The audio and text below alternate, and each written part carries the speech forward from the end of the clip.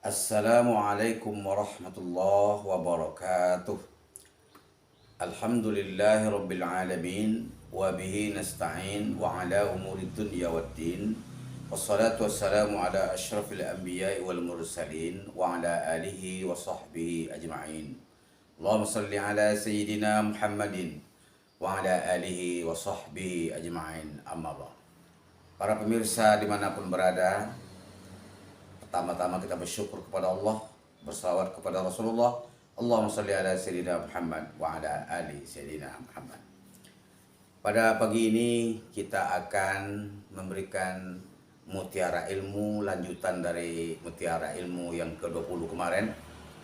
Kemarin kita bicara soal 3 doa mustajab. Sekarang kita lanjutkan dengan surah Al-Mu'min ayat 60, juga menyangkut masalah doa. Bismillahirrahmanirrahim. Wa qala rabbukum ud'uni astajib lakum.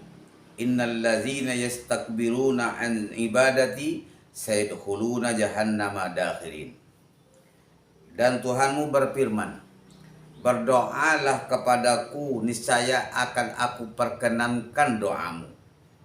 Sesungguhnya orang-orang menyombongkan diri dari menyembahku akan masuk neraka jahanam dalam keadaan hina. Bapak Ibu yang saya muliakan, jadi doa itu adalah ibadah. Kita dianggap sombong kalau kita tidak mau berdoa. Ada juga yang mau ngomong, bagaimana saya mau berdoa Pak Ustadz? Doa kemarin saja belum dikabulkan oleh Allah. Semuanya sudah dikabulkan oleh Allah. Cuman caranya itulah, cara Allah mengabulkan doa itulah. Nanti akan kita uraikan pada hari ini juga bagaimana cara Allah mengabulkan doa itu. Namun perlu kita ingat adalah dan diceritakan oleh baginda Nabi kita Muhammad SAW dalam suatu hadisnya. Dia pernah bercerita kepada para sahabatnya, ada dulu orang terkurung di dalam gua, Pak. 3 orang. Dia berhenti di gua itu, tak bagaimana jatuhlah segumpal tanah besar menutup pintu gua tersebut.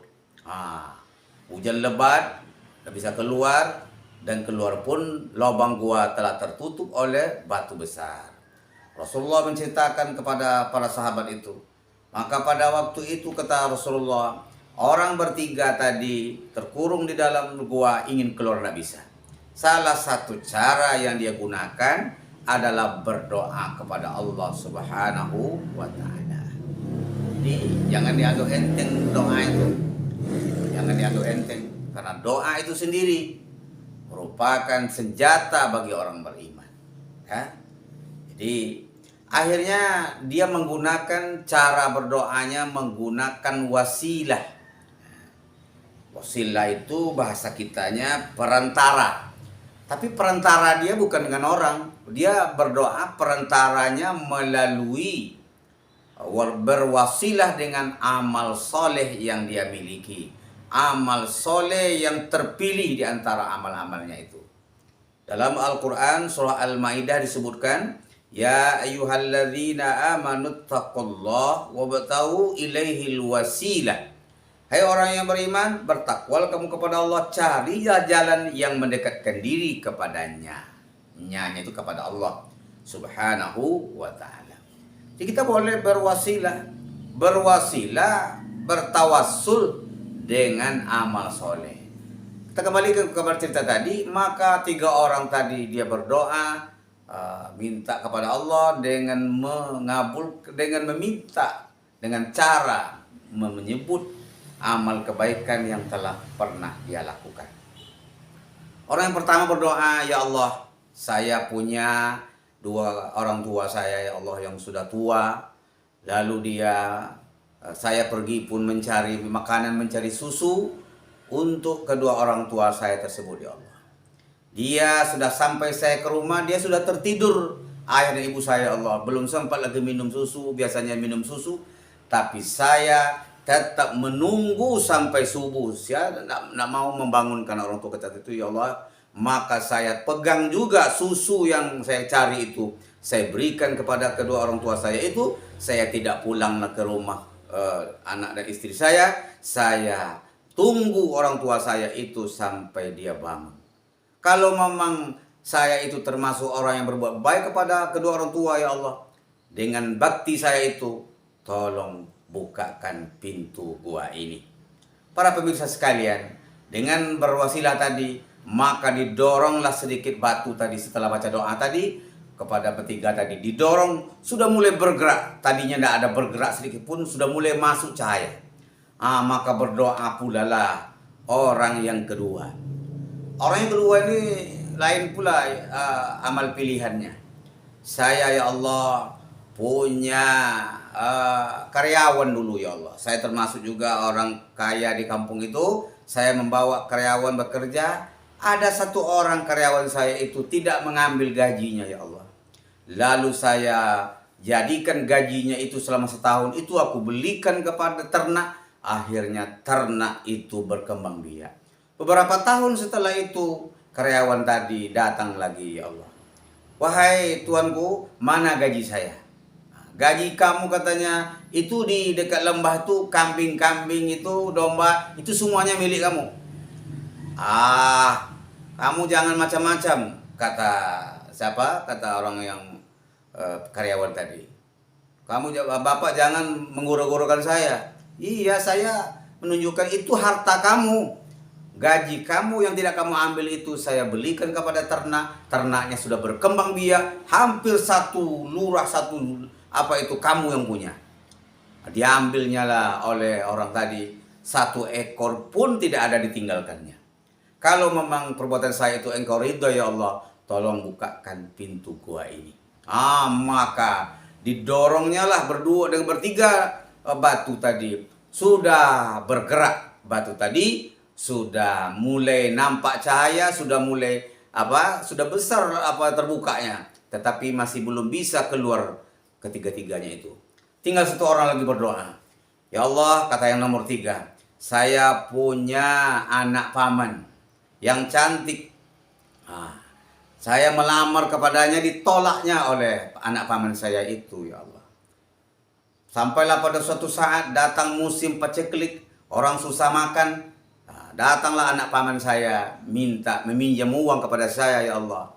Kata saya, kamu boleh minjam dengan saya, tetapi kamu harus serahkan kehormatanmu kepada saya. Akhirnya sang anak paman tadi tidak mau menyerahkan kehormatannya. Sampai hari ketiga pun datang lagi. Akhirnya anak paman pun menyerah dia. Terserahlah. Sudah, asal dia dapat dikasih uang, saya siap untuk diberikan kepada orang tadi. Para pemirsa yang saya muliakan, akhirnya setelah akan melakukan perbuatan zina, saya, ya Allah, kata pemuda tadi, sudah mulai akan melangsungkan itu, sang perempuan tadi mengatakan, apakah kamu tidak takut kepada Allah? Mendengarkan apakah kamu tidak takut kepada Allah itu, bergetarlah badan saya, Allah. Saya tinggalkan perempuan itu, saya tidak jadi melakukan perbuatan zina, saya tinggalkan uang dinar untuk dia, ambillah uang ini, saya pun pergi, katanya. Saya tidak jadi melakukan hubungan zina tadi, saya tinggalkan uang dengan dia untuk membantu dia yang susah kehidupannya pada waktu itu. Kalau memang benarlah perbuatan saya itu, ya Allah, atau saya berbuat zina tidak jadi berbuat zina karena takut kepada Engkau, ya Allah, maka bukakanlah pintu gua ini.